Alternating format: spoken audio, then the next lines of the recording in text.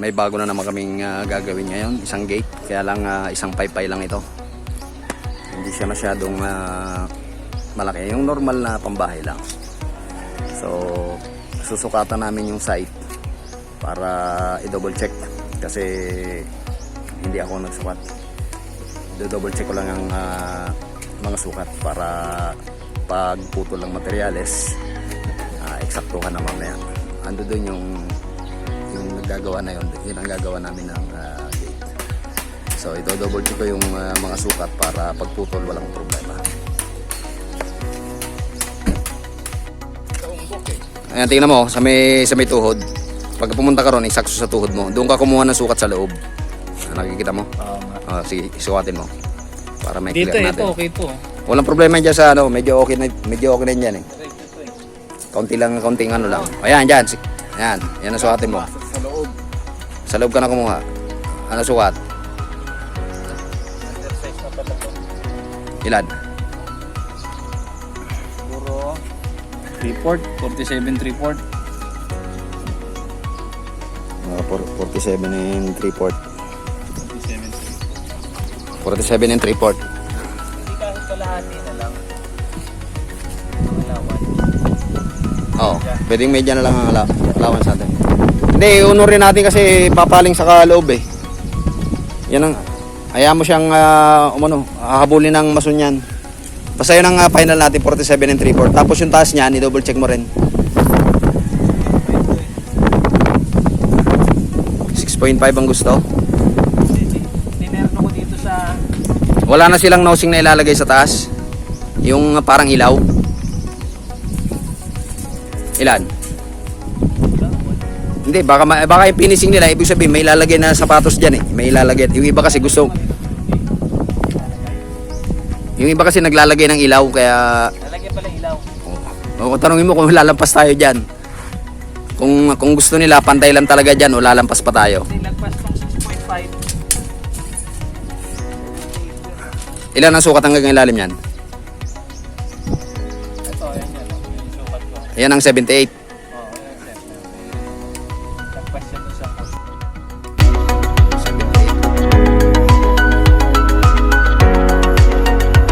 Bakit pwede naman ang ilaw eh, pantay lang sa poste. 78 yan.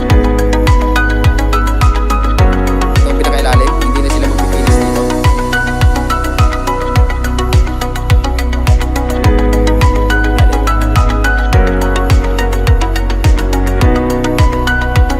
Pantay lang sa halog lang. Ilan yan? 78. Kuya, okay na yung allowance sa taas. Pakitingin mo kung okay na yung allowance sa taas. Sa poste. Okay na yan.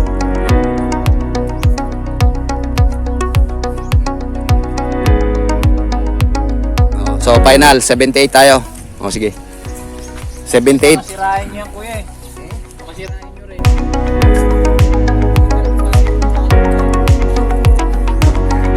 Hindi, sa kabilang pintuan na lang, kabilang pisngi lang na gagawin gate. Kaya tatabtabin yung poste. Pwede rin, service gate na lang yun.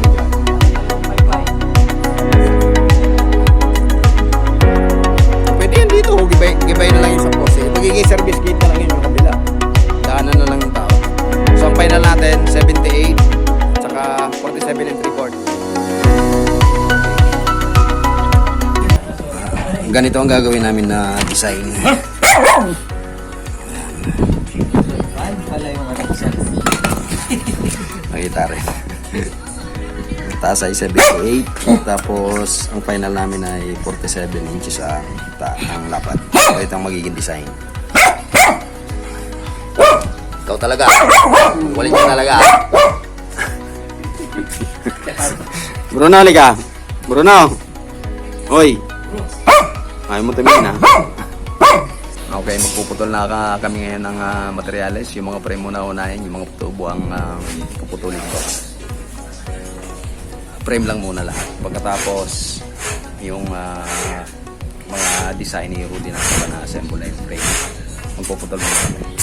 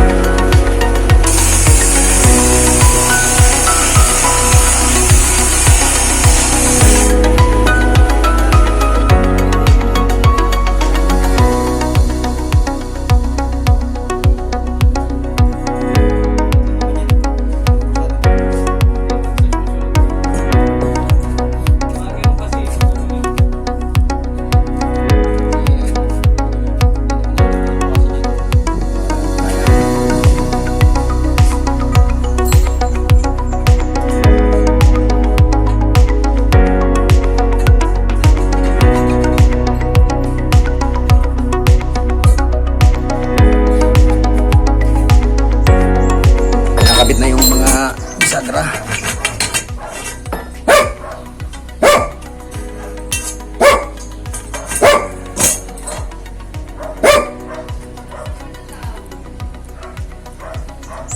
Ito pala kalaki. Ha? Ano lang? Anong size na to? Yun, yung pandesign natin. Yung sa taas ito yun. Oo. Anong maganda yung material ito? Iba-iba kasi ang hardware. Ang ganda. Ipasok mo pa rito. Ipasok mo pa. Ayan, okay na yan. Okay na yan dyan sa ilalim. Ito ilayo mo pa. Ipasok mo pa rin sa mga... Yan dyan sa kabilang kamay mo.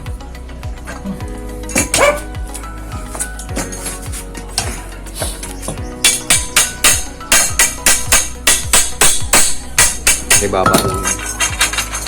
May nakapasok na rin baba. Sige pa, ipasok mo pa. Basta makalagpas na tayo sa design. Okay na yan, pwede na yan. Okay. 4 yun eh, dito. Sige, okay na yan.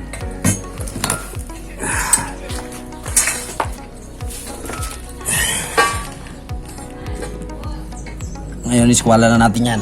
Pwede na tayo mag-iskwala dyan.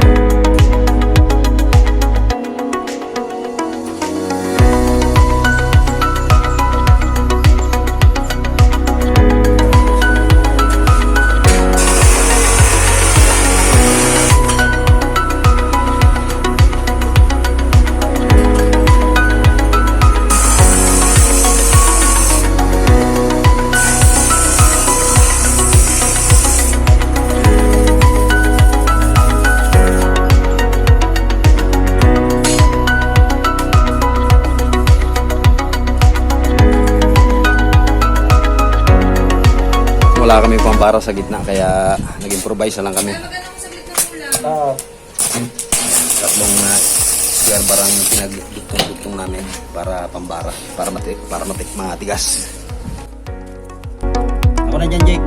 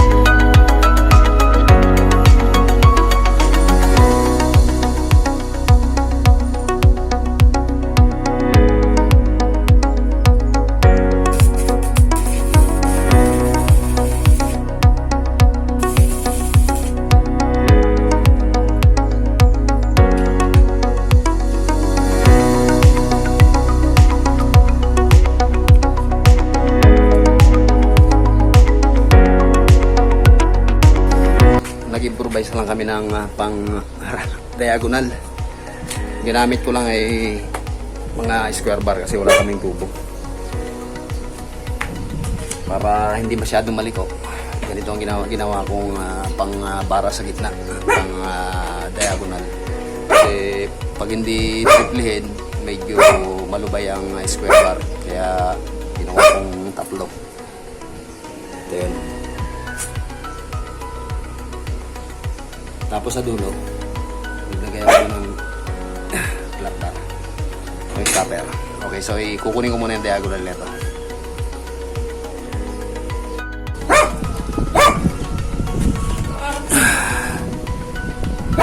Ito ang unang reference line.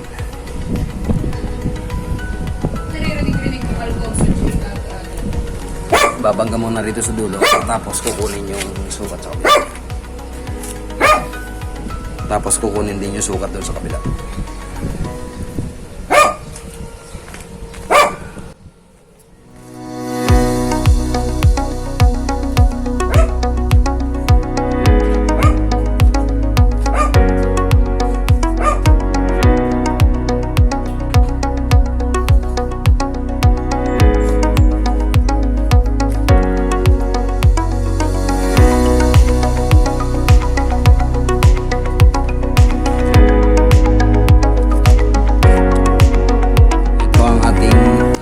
Bara. So halos walang diferensya, halos parehas lang. Halos parehas lang ang diagonal distance. Kaya okay na ito. Pwede na itong ispat dito.